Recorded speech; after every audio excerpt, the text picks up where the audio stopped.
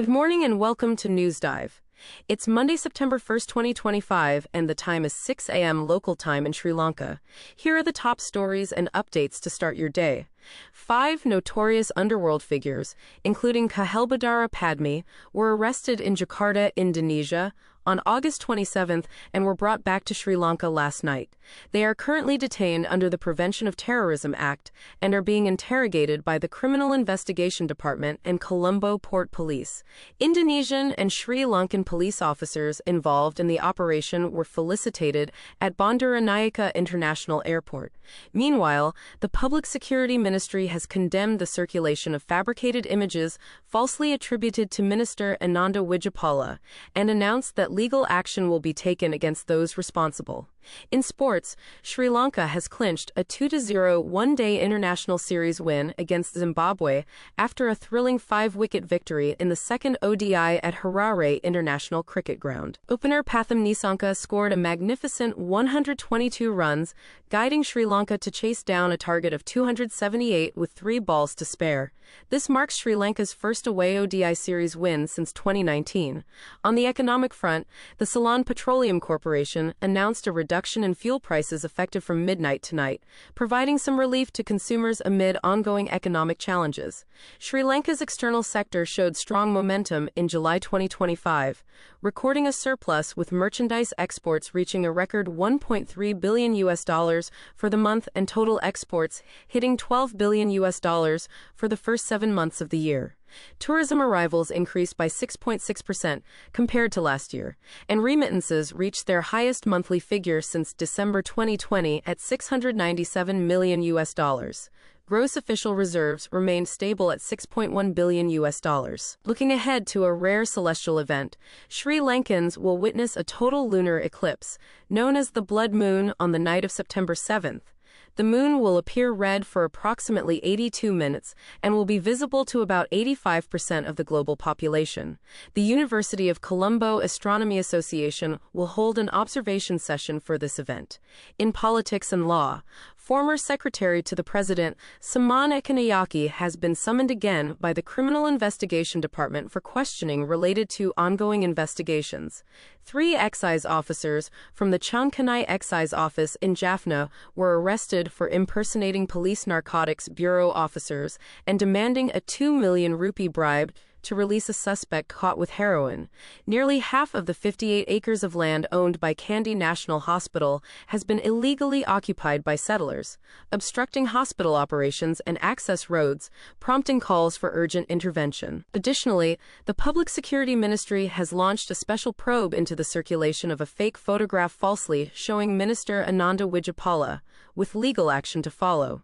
In sports news beyond cricket, Wesley College won the Under-18 Elite Rugby Sevens Cup final, while sprinter Nadisha Ramanyaki has been selected to represent Sri Lanka at the 2025 World Athletics Championships in Tokyo. Swimmer Minuki Thahara Wagarachi from Ampara won 2 silver and 1 bronze medals at the All-Island National School Swimming Championship, breaking Eastern Province records. Internationally, Jamaican sprint legend Shelly Ann Fraser-Price announced her retirement after the Tokyo World Championships, and tennis stars Iga Swiatek and Jannik Sinner advanced to the U.S. Open last 16. Turning to business and the economy, the Colombo stock market closed August with a 7% gain, with the ASPI closing at 20,997.36 points. Inflation turned positive in August after 11 months of deflation, with a 1.2% increase in the Colombo Consumer Price Index. Vehicle imports reached $193 million in July, totaling $668 million for the first 7 months.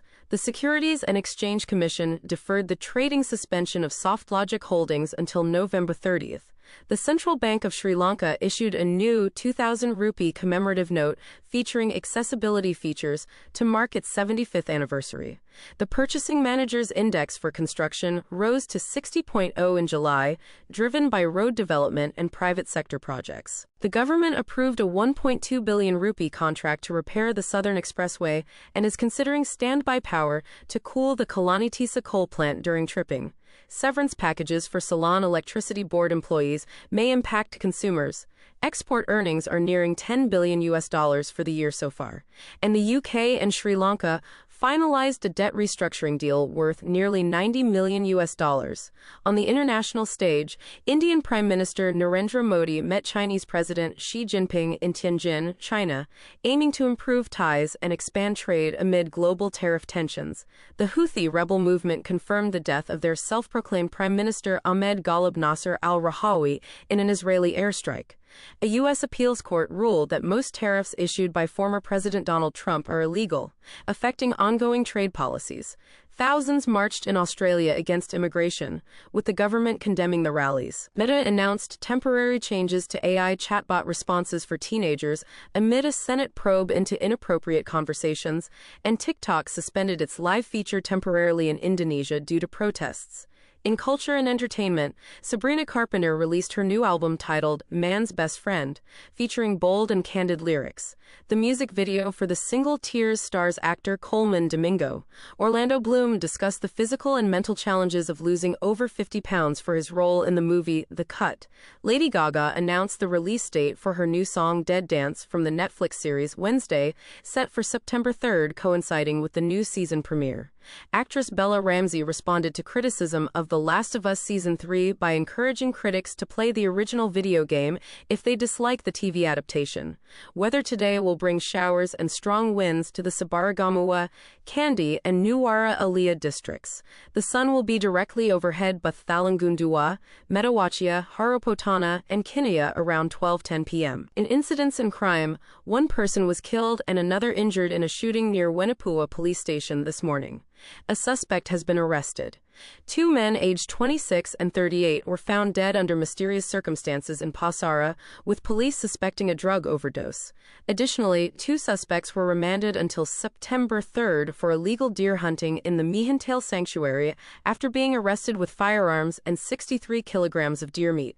Finally, upcoming events include the rare blood moon lunar eclipse visible across Sri Lanka on September 7th, with astronomy events planned, and the Sri Lanka Vanathabhamana 2025 Grand Finale, a prestigious event celebrating Sri Lankan women leaders. That wraps up your NewsDive morning update for Monday, September 1st, 2025. Thank you for joining us. Have a great day ahead.